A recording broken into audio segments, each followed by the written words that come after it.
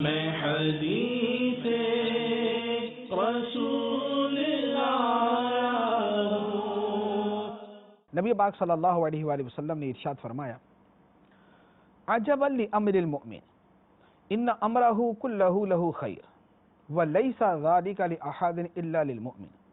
ان اصابته سرا شکر فکان خیرا لہ وان اصابته ضرا صبر فکان خیرا لہ، رواہ مسلم کی روایت۔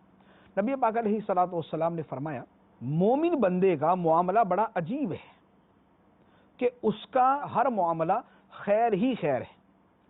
اور یہ بات صرف مومن ہی کو نصیب ہوتی ہے کہ اس کا ہر معاملہ، ہر بات اس کی خیر ہی خیر ہو، یہ بات صرف مومن کو نصیب ہوتی ہے۔ اب وہ کیا ہے کہ ہر بات اس کی خیر ہی خیر ہے؟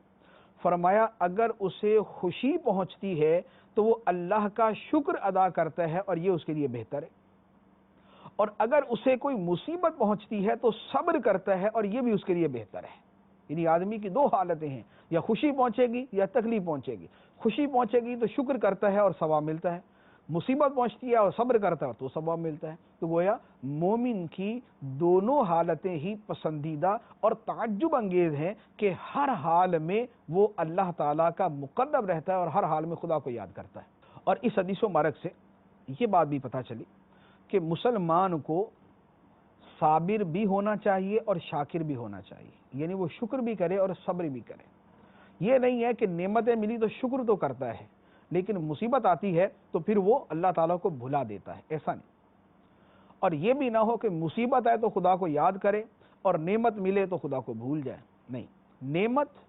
اور مصیبت دونوں حالتوں میں خدا کو یاد کرنے والا، اور یہ مومن کامل کا حال ہے کہ مومن کامل ہر حال میں خدا کے ساتھ تعلق میں رہتا ہے، وہ ہر حال میں خدا کو یاد کرتا ہے، خدا کی بندگی کرتا ہے۔